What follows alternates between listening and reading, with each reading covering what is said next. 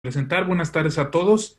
Bienvenidos a esta segunda sesión del seminario de sistemas complejos. ¿Ok? En esta ocasión vamos a hablar de metroevolución, regulación de pasajeros en el metro de la Ciudad de México con los mismos ponentes de la sesión 1.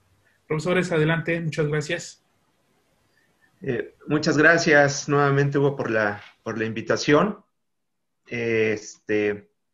Pues a nombre de mis colegas, maestro Joaquín, doctor Ray, doctor Edgar, bueno, vamos a presentar un trabajo que se enmarca también en el estudio de sistemas complejos, que fue parte de mi tesis doctoral. Bueno, voy a compartir la pantalla.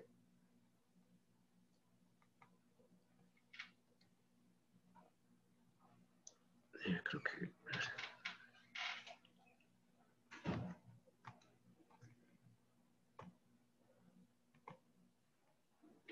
Ahí la ven, ¿verdad? Sí, profe, sí. Perfecto.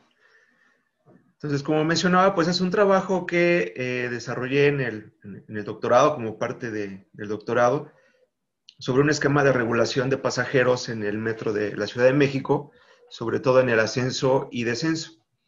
Pues seguramente todos han usado los señalamientos que hay en la plataforma para tratar de regularlos. Les voy a platicar un poco sobre esto. Fue un proyecto que duró más de 2 años, pero bueno, aquí les voy a hacer como un resumen de lo más importante. Entonces, bueno, la clase pasada, el seminario pasado, vimos algo sobre una introducción sobre sistemas complejos. Y recuerden que lo que vamos a estudiar es las interacciones entre los diferentes componentes que conforman el sistema y vamos a ver su dinámica, cómo evolucionan a través del tiempo.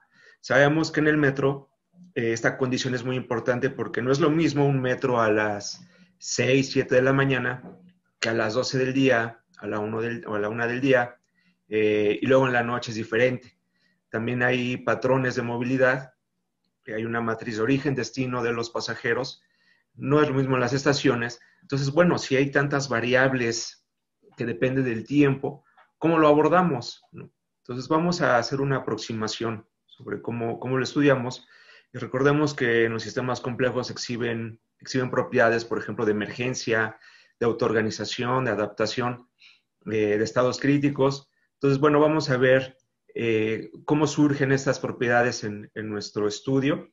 Recordemos que una parte importante es incorporar modelos matemáticos y computacionales, hacer simulación computacional, es imprescindible, y sobre todo trabajo interdisciplinario, ¿no? Son las cosas que hemos dicho.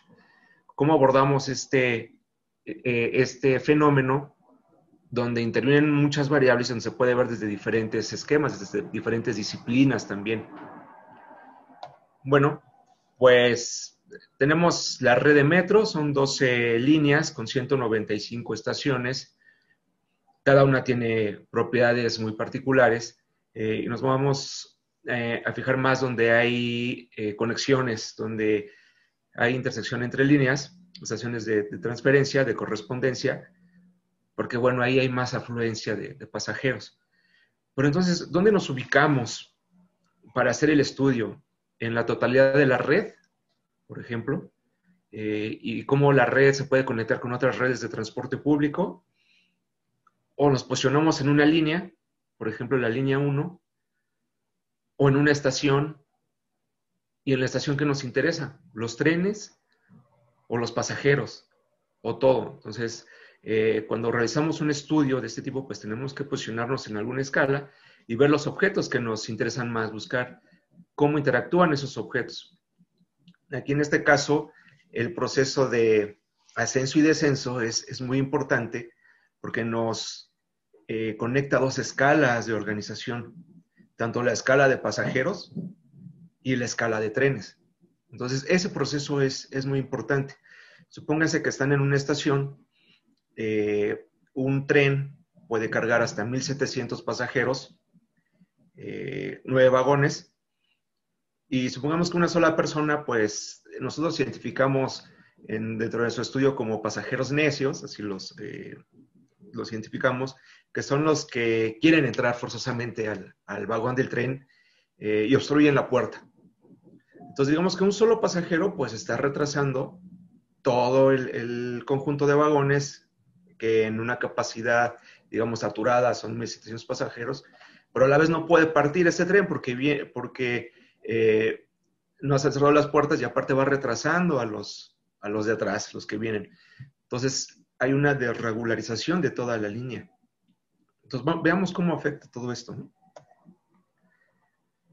Tengo aquí un video, creo que tiene algo de audio. Es la estación Pino Suárez. Bueno, ahí está el audio de vendedores ambulantes. Fíjense en la puerta central, cómo salen mujeres pues empujándose porque pues aquí el público no se hace un lado, los usuarios no se hacen un lado, entonces pues salen atropellando a todos los demás. Incluso aquí hay una persona, una mujer que la aplastan literalmente, ¿no? Y entonces sale y su bolsa se queda atrapada y nuevamente. Ahora, esto es un proceso, ¿no? El de descenso, están subiendo ahorita, pero no concluye hasta que el último pasajero pues acaba de subir y cierran las puertas totalmente. Esta puerta de en medio pues no puede cerrar. Aquí corté el video, pero esta puerta tarda todavía varios segundos en tratar de cerrar, mientras que esta de la esquina izquierda pues ni siquiera puede. No se puede. Entonces, pues, ¿cómo tratamos de regular pues toda esta parte, ¿no?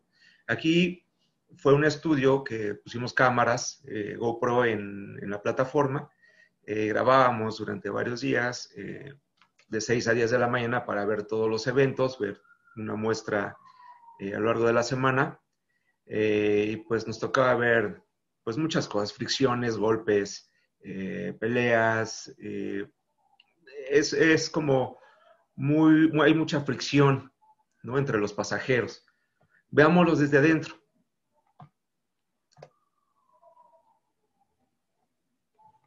Entonces aquí tenemos un ascenso rápido. Entonces somos muy rápidos para subir. ¿Alguien contó aproximadamente cuánta gente subió? ¿Cuánto tiempo? Son alrededor de 23, 24 personas por esta puerta en más o menos 15 segundos. Y este es un descenso complicado, está muy saturado. Entonces vean que van bajando.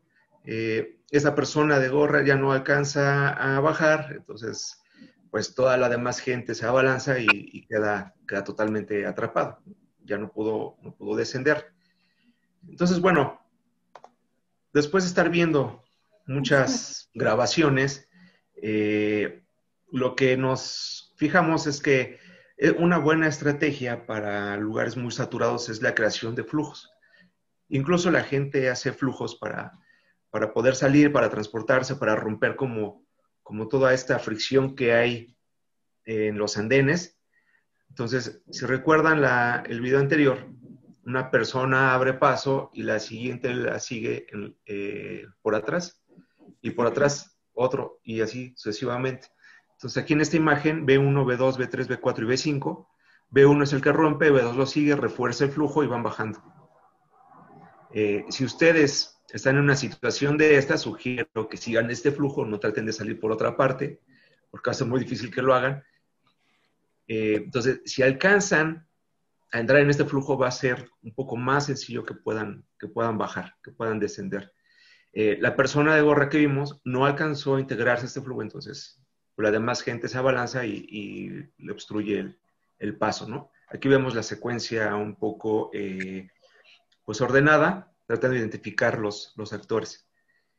Entonces, bueno, una de las hipótesis del trabajo es si hay la posibilidad de fomentar la formación de este flujo, la creación y reforzarlo, pues sería adecuado, pero ¿con qué esquema? Entonces, bueno, hacer pues estudios en sistemas de ese tipo donde el tren esté estacionado alrededor de 20 segundos en los andenes, en la estación, pues son verdaderamente rápidos los eventos. Entonces, ¿cómo poder hacer estudios de este tipo? En principio no es sencillo, ¿no? Hay que, en principio, pues proponer un esquema, platicar con los directores, y una parte que fue indispensable es que participamos en un concurso sobre innovación tecnológica en el metro.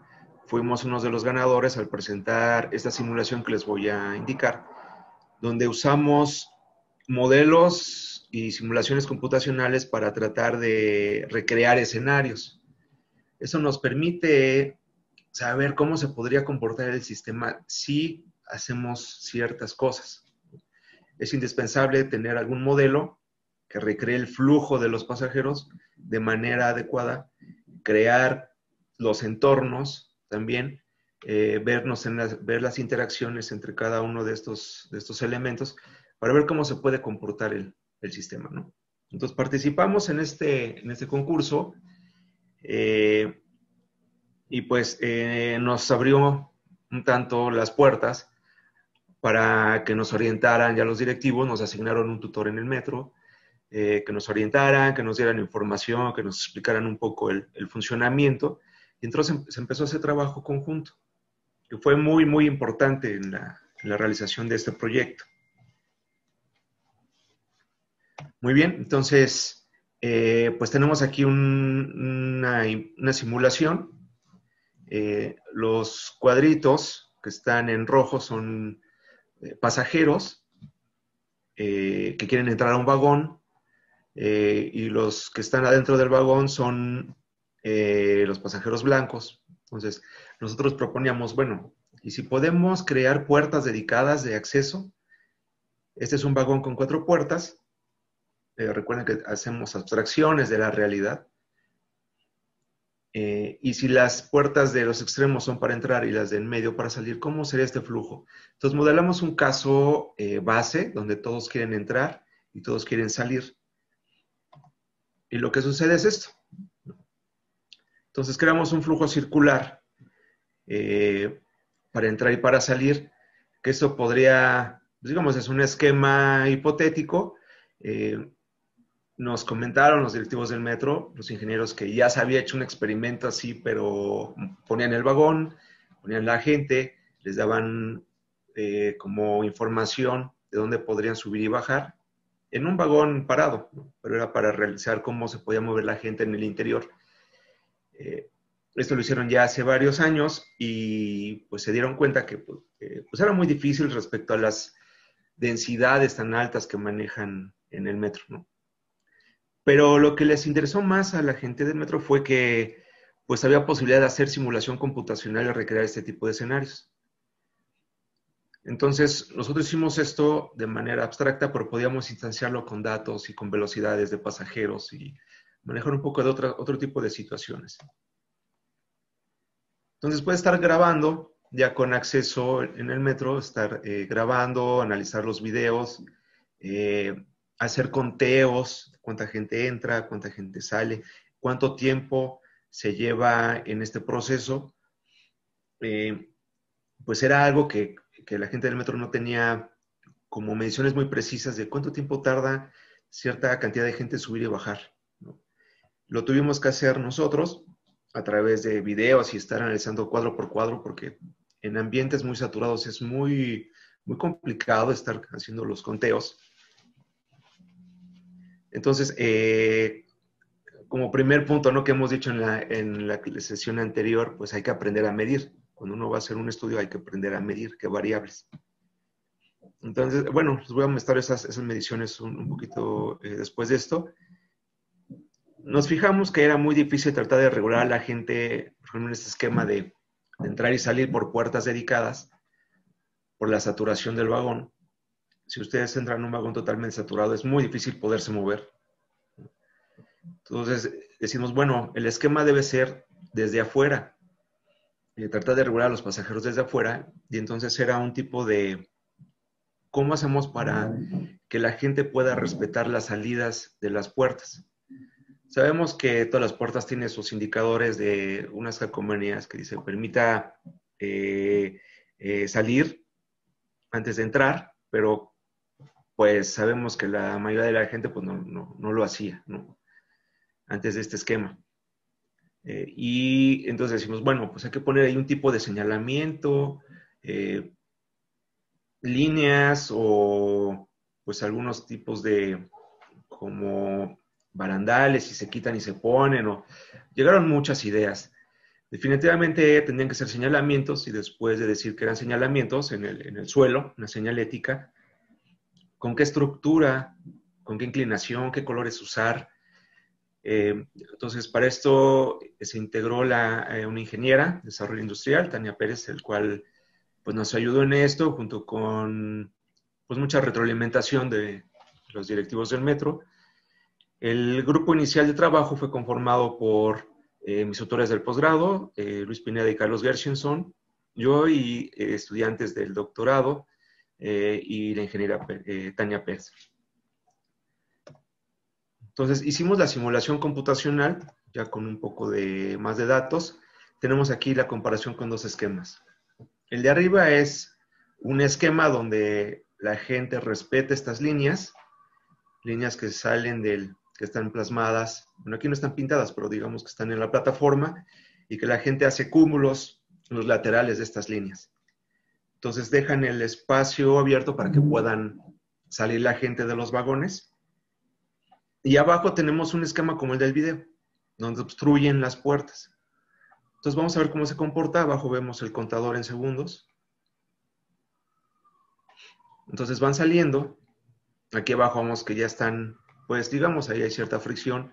Aquí entran de manera limpia, se crean hasta 3 flujos, 2 de entrada por los laterales y 1 en medio de salida. La salida es mucho más sencilla, mucho más limpia. Y abajo pues todavía se seguían como peleando. La voy a repetir nuevamente.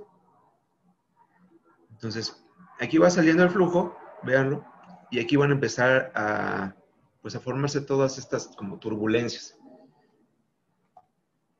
En esta.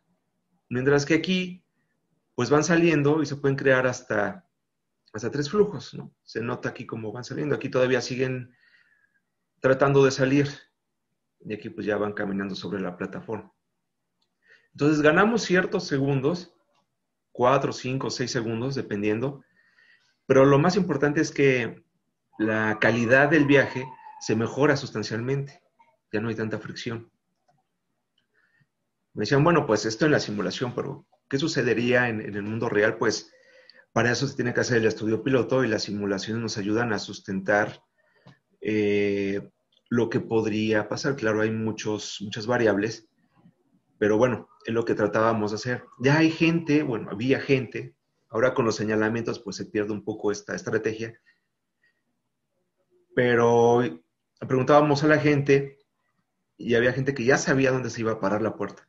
Decía, yo entro por este pasillo, me pongo aquí porque sé que aquí queda la puerta. Entonces ya habían como usuarios muy experimentados que, pues, perdón, creo que me equivoqué de botón. Usuarios muy experimentados que ya sabían dónde iba a caer la puerta. Mientras que otro, pues, decía, no, pues yo me pongo en medio de la estación, en el andén principal, aunque haya más gente porque sé que de aquí salgo más rápido. Es más rápido mi salida. Pero sacrificando que hay más gente y que pues tiene que aplicar más fuerza, ¿no? Es una por otra. Entonces aquí tenemos en estas gráficas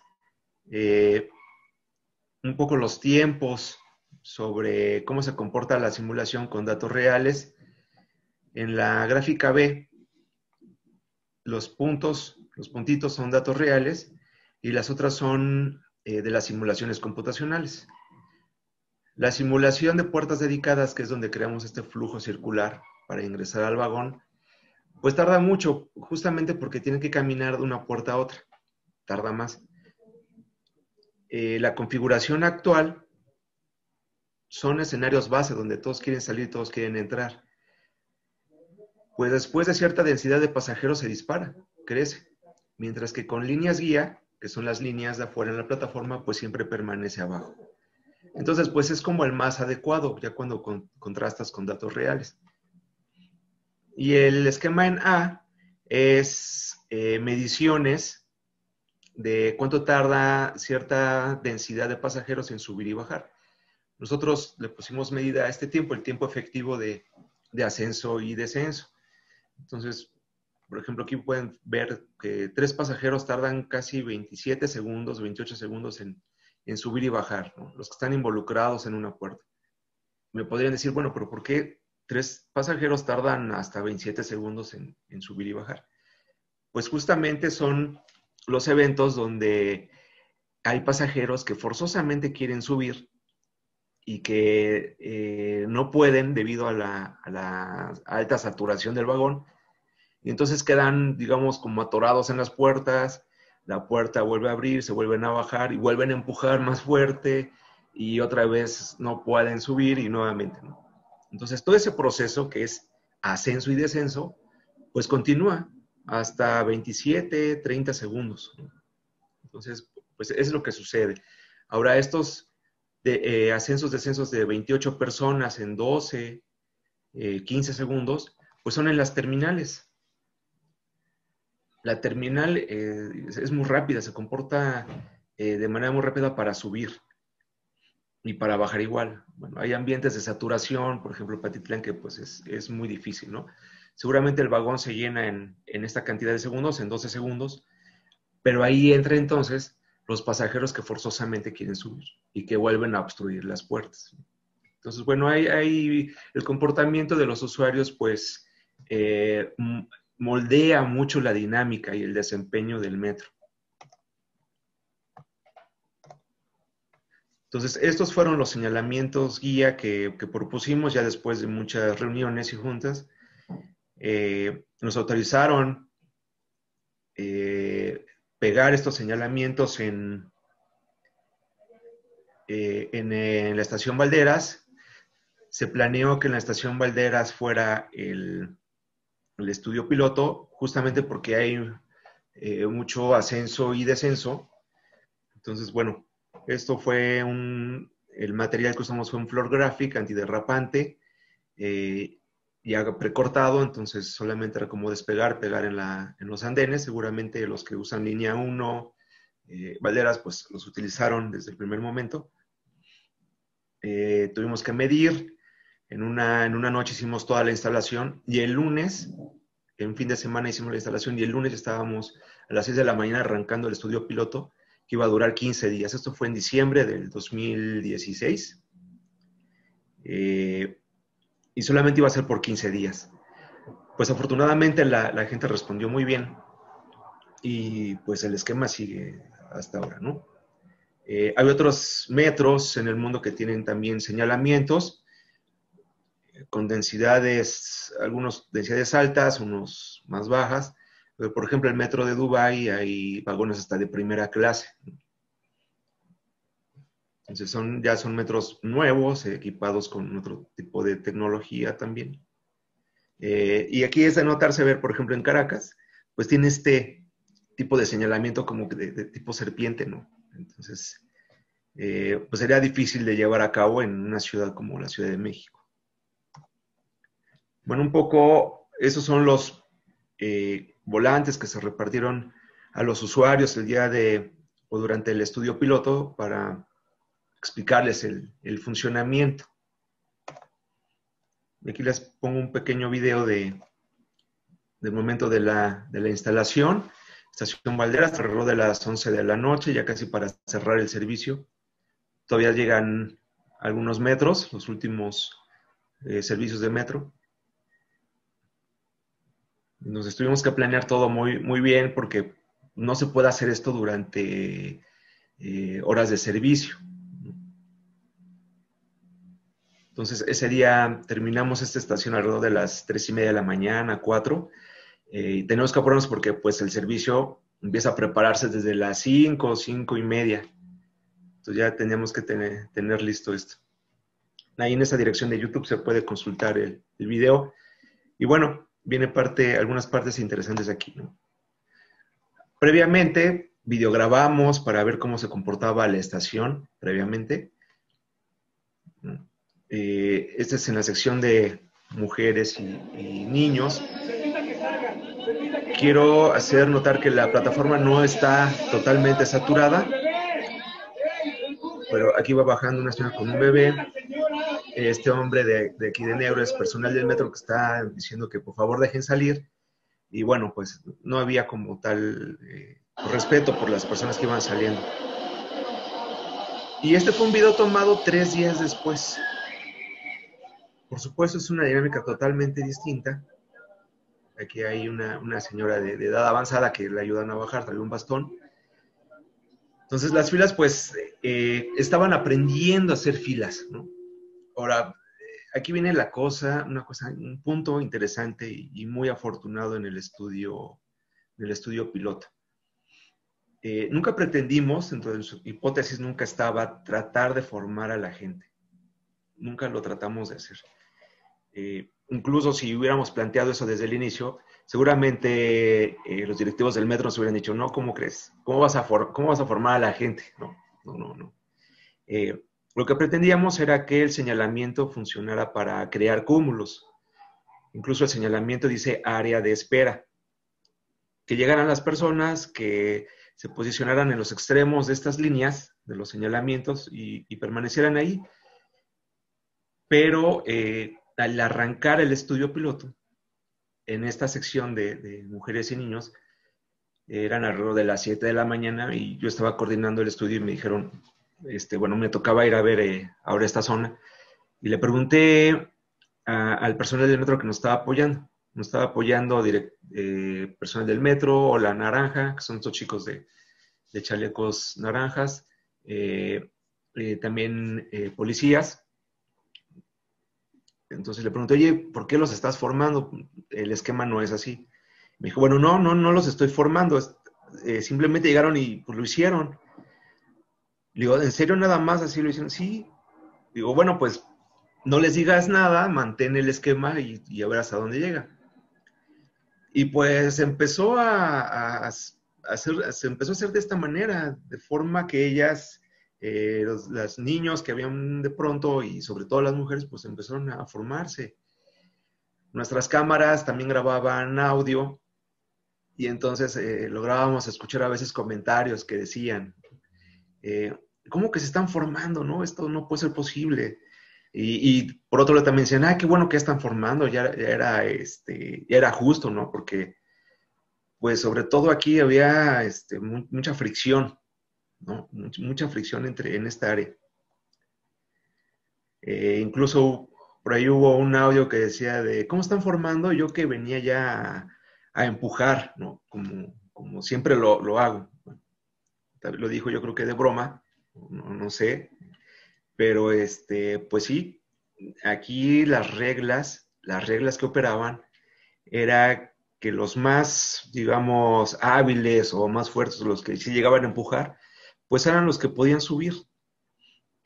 Tenemos videos donde hay señoras que de plano no querían enfrentarse a esta situación y dejaba que pasaran 4, 5, 6 metros y ellas seguían paradas esperando la oportunidad para subir porque no querían, pues, meterse a jugar este tipo de reglas, ¿no? A ejecutar este tipo de reglas. Entonces, bueno, cambió la situación con los señalamientos, y este video que les muestro a continuación es después de una semana. Pasó toda una semana, semana y media aproximadamente. Todos tenemos patrones de movilidad, usamos casi siempre la misma ruta. Se fue como internalizando este esquema, y este video pues realmente sorprendente. La persona que está ahí de boina es la que ayudaba a regular que todo estuviera bien en esa zona, pero todo lo demás los hacen las usuarias. Es una sincronización sorprendente. Entonces llegaban, ya se formaban, llegaba el metro. Como no hay tanto retraso, entonces el metro se va rápido. Saben que los que están formados van a subir, son los primeros en subir. Salen, se van, y entonces es un despacho de gente, un servicio rápido, constante. Y eso lo que ayuda es a ir despejando. El metro tiene que estar entre 20 y 25 segundos en la estación.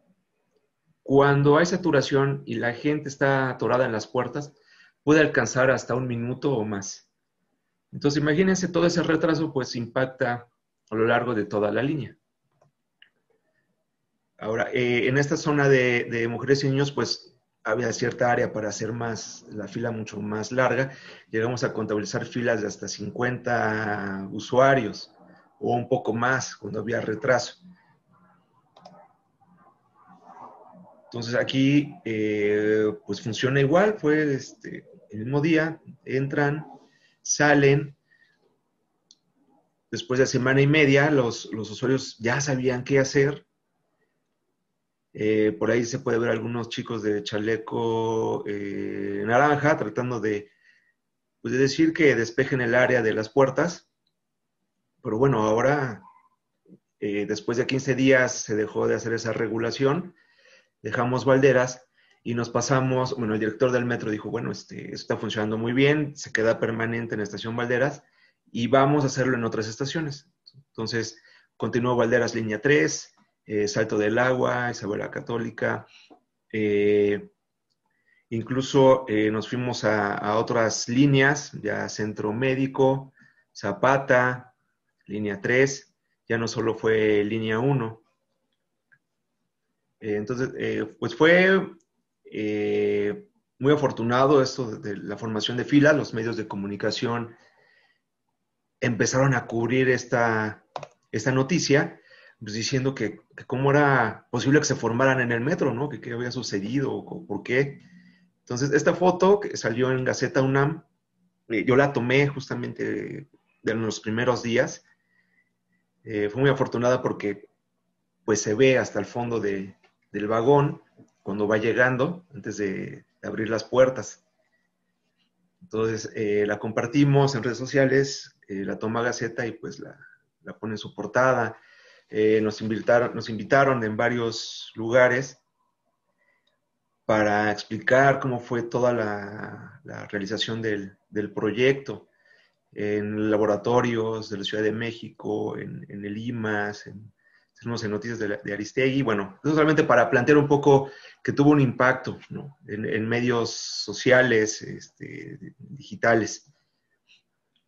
Pero realmente, ¿cómo funcionó esto? ¿Qué beneficios tuvo? Pues el tiempo de ascenso y descenso, pues se minimizaron los tiempos en alrededor de menos de 30 segundos. ¿Qué quiere decir? Que por ejemplo, estos pasajeros necios, digamos, se cortaron, se truncaron. ¿Por qué? Por la formación de filas, ¿no? Que fue muy afortunado. Pudimos contabilizar ahora de manera separada el tiempo efectivo de ascenso y de descenso, más o menos pasajero por segundo, es cómo suben y bajan, que es bastante rápido. Y los retrasos en cierre de puertas, que son de los más significativos, pues se redujeron también en un 25%, de un 15 a 25%. Mecánicamente la puerta pues tiene que cerrar en 2 segundos, pero si hay retrasos, pues se puede prolongar hasta 1 minuto, que de verdad es muchísimo tiempo, muchísimo tiempo. Bueno, el estudio continuó. Yo iba regulando o organizando estas intervenciones en diferentes estaciones. Más o menos fue alrededor de 6 meses. Ellos continuaron haciendo más estaciones. Yo ya me tuve que ir a procesar resultados, a escribir la tesis y todo esto porque pues ya el tiempo apremiaba. Pero después de un año más o menos, este usuario en Facebook grabó esta situación. Es estación Zapata, línea 3. Vemos los señalamientos ya perdón, línea 12, en Zapata. Las filas son enormes. El usuario que está grabando está arriba de las escaleras, formado. Y aquí vemos que la gente sale así tranquilamente, no sé, como si nada sucediera, ¿no? Así, veo un mar de gente, pero pues yo bajo tranquilamente. Y pues las filas permanecen. Ya sabemos que pues, hay que formarnos. incluso por la misma gente, la que no respeta estos señalamientos, pues la exhibe, ¿no? Le menciona algo, oye, no, pues fórmate. Eh, digamos que entre la misma gente hay una autorregulación para que este esquema permanezca, porque no hay gente en las estaciones diciendo que se forme, ¿no? Se creó ahí un proceso, desde el primer momento, pues fue como algo de autoorganización entre los mismos pasajeros, porque incluso pues ni hay tanta comunicación, es decir, pues yo veo que la fila y me formo, y no digo más. Así inició. Ahora ya eso es un esquema que se ha reforzado y bueno, digamos que ya todos saben cómo organizarse, ¿no? En este sentido. Y entonces se va el vagón del metro. Pero hay estaciones donde no hay señalamientos. Por ejemplo, esa estación Ermita, línea 12, me parece que todavía no hay señalamientos. Han ido haciendo estaciones continuamente, pero hay filas.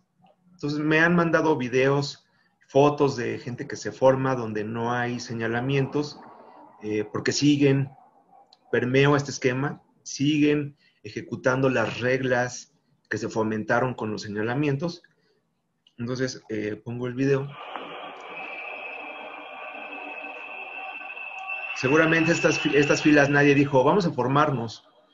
No, simplemente llegan y lo empiezan a hacer, aún no sabiendo muy bien la posición donde va a caer la puerta, dónde va a estar la puerta, pues las filas tratan de ajustarse.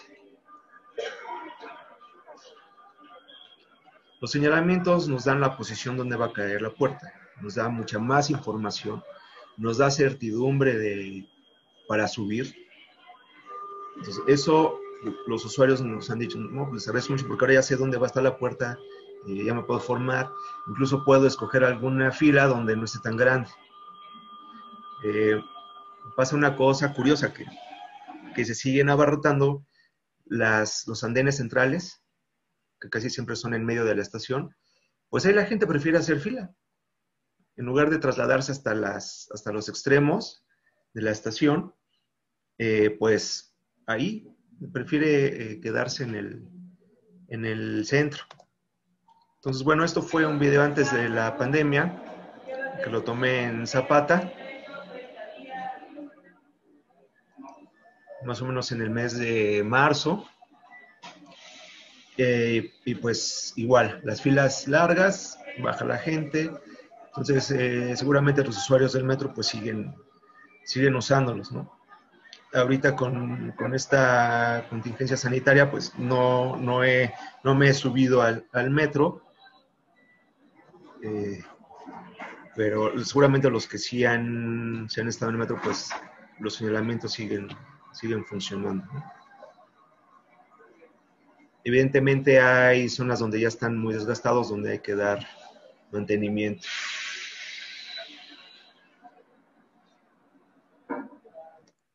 Muy bien, entonces ya para concluir un poco, pues cambiamos las interacciones a través de una intervención sencilla, relativamente sencilla y no fue tan costosa. Fomentamos la formación de flujos a través del señalamiento. Cambiamos la forma de interacción, las reglas. Ahora ya no eran las reglas de, pues el más hábil, el más fuerte, el que podía empujar más, sino pues simplemente era formarse y es un esquema un tanto como preferencial. El primero que llega, pues es el primero que va a subir, ¿no? Viabilidad, pues se usaron simulaciones computacionales para probar distintos escenarios y mostrar posibles resultados. Cuantitativamente se disminuye el proceso de ascenso y descenso en un 5 un 15% y el cierre de puertas igual, se disminuye. Los señalamientos están instalados en más de 15 estaciones, me parece que son como 20, un poquito más ahora. Se beneficia mucho más pasajeros ahora, pero algo importante es que cualitativamente hay una reducción muy significativa de accidentes, empujones y fricciones entre pasajeros. Grabábamos alrededor de 4 horas diarias y siempre había algún contratiempo. Empujones, gritos, incluso grabamos algunas peleas, accidentes, pero con estos señalamientos se disminuye, con este esquema se disminuyen significativamente. Hay un cambio de comportamiento, sobre todo se fomenta una cultura de movilidad, ¿no? Tanto que este tipo de sistema se ha trasladado, por ejemplo, al Metrobús. Probaron ellos un tipo de esquema, habían flechas verdes, otro tipo de señalética, pero he visto que en los últimos meses cambiaron ese tipo de señalética y se parece más a la que usamos en el metro. Bueno, este solamente es un ejercicio mental. Si en promedio, digamos, ganamos 4 o 5 segundos, en 4 horas pasan de 90 a 100 trenes. Si nosotros sumamos esos segundos que vamos ganando, pues podrían pasar 3 trenes más o 4 trenes más, con capacidad para servir a 5,000 pasajeros más. Entonces, pues es tanto en la escala de pasajeros, ayuda, tanto en la escala de trenes. Entonces, por este efecto que el proceso de ascenso y descenso conecta estas dos escalas, tanto de trenes como de pasajeros. Bueno, aquí hay algunos trabajos que hemos abordado para tratar de explicar la formación de las filas desde diferentes esquemas, como notch, como dispositivo de poder. También tenemos aquí algunas publicaciones que podríamos compartirles. Las tengo montadas en el ResearchGate. Y bueno, algunos videos, algunas cápsulas que fomentaban el uso de los señalamientos. Y bueno, eso sería todo. Gracias por su atención.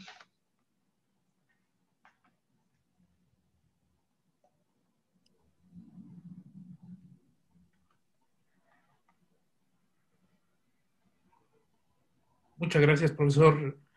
Bastante interesante la plática de hoy. Pasamos a la ronda de preguntas. ¿Alguno de los asistentes tiene preguntas?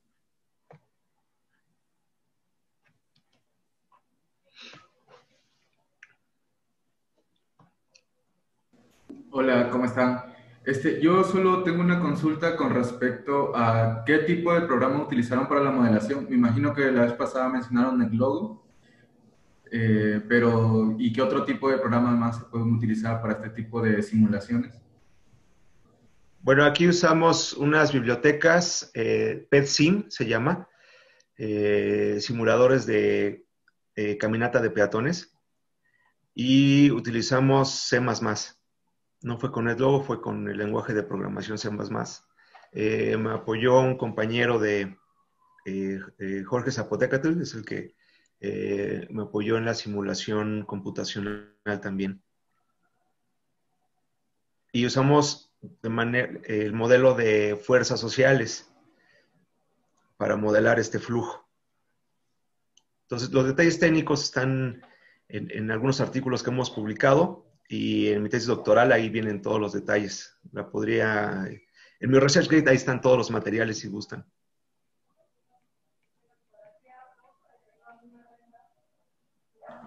Gracias. Bien. ¿Alguien más tiene alguna pregunta?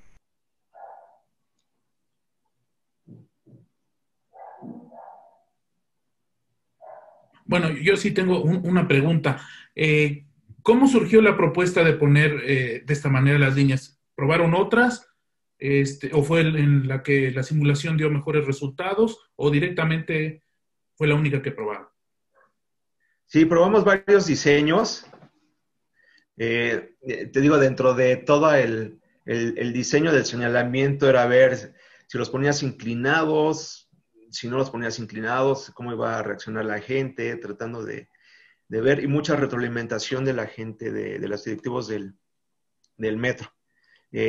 Por ejemplo, visualmente tendrían que ser como fáciles de identificar, no muy cargados, que en la plataforma no se saturara.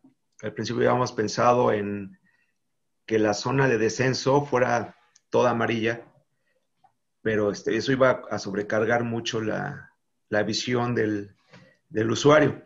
En esencia, en la simulación computacional, tú podrías acomodar a los pasajeros de manera, digamos, vertical o un poco inclinado.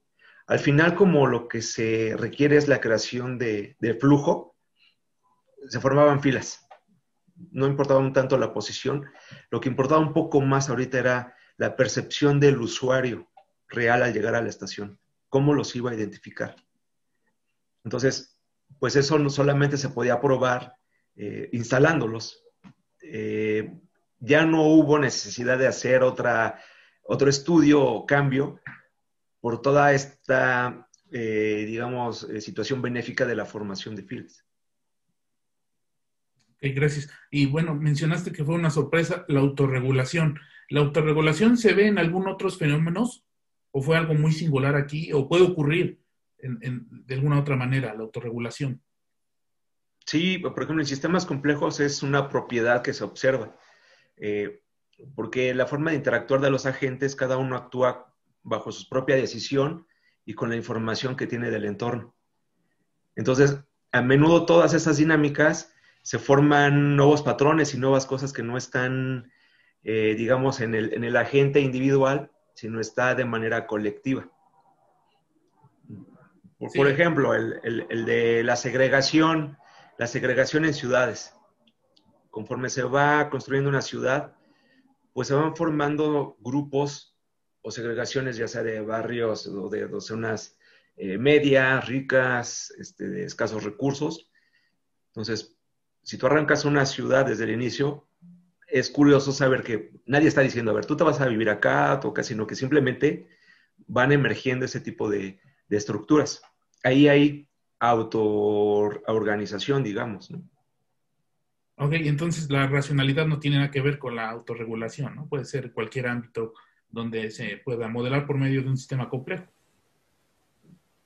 Pues racionalidad limitada, porque todos los agentes actúan con información del entorno bajo su propia información, memoria, historia, pero no tiene capacidad de procesar pues toda la información que queda del sistema. Entonces uno a partir de ahí toma su decisión, pero ¿qué sucede cuando es una decisión, juntas todas las decisiones de todo el colectivo? Es cuando en una escala de organización superior se observan este tipo de patrones y de nueva información. Ok, muy, muy interesante, pues muchas gracias. ¿Alguien tiene alguna otra pregunta, algún comentario? Y yo tendría otra pregunta, Hugo. Sí, profesora. Cuando nos empezaron a hablar de este tipo de sistemas, nos dijeron que era muy importante saber qué medir. Aquí, para hacer la simulación del comportamiento de la entrada y la salida de vagones, ¿cuántas variables se incluyeron para la simulación? ¿Y qué variables? Claro, bueno, primero usamos un modelo ya publicado, se llama modelo de fuerzas sociales, el cual lo que hace es recrear de manera pues realista el flujo de peatones en alguna vía. Entonces sabemos que cuando hay este flujo de peatones, pues tienden a crear pues este tipo de como de filas, ¿no? Por ejemplo, si ustedes van caminando en el metro, en andenes largos, pues a veces ven que de pronto van siguiendo a uno y otro, ¿no? Cuando no hay una separación entre flujos y de manera espontánea. Entonces, ese modelo ya está probado, utilizamos, lo retomamos y hay que instanciarlo con velocidades, con velocidades de los pasajeros, con posiciones y qué tanto uno quiere estar cerca del otro. También son esos tipos de variables. Nosotros como usuarios del metro, pues no queremos estar totalmente pegados al otro pasajero. Entonces necesitamos o buscamos estar un poco. Entonces, todas son variables del modelo. Y los tiempos de ascenso y descenso era algo muy importante que teníamos que medir para ver el desempeño del modelo. Cuando llegamos al metro necesitábamos esas medidas y nos dijeron que no las tenían de manera puntual.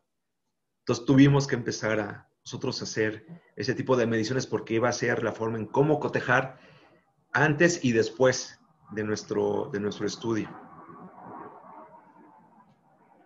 También tomamos de variables, tomamos estacionamiento del metro, tiempo de apertura de las puertas, subida y bajada de pasajeros, que lo pusimos como tiempo efectivo de ascenso y descenso, los retrasos, todos los esquemas están en los documentos, si a alguien les interesa, las mediciones. Ok, gracias. Sí. Bueno, pues muchas gracias. Una plática excelente de la que tuvimos el día de hoy. La ponencia fue muy buena. Muchas gracias a todos. Por hoy hemos terminado. Los esperamos para la siguiente sesión el próximo jueves. Muchas gracias. Que estén bien todos. Gracias a todos. Gracias. Cuídense mucho. Hasta luego. Hasta luego. Gracias. Gracias, Hugo. Gracias a todos. Hasta luego.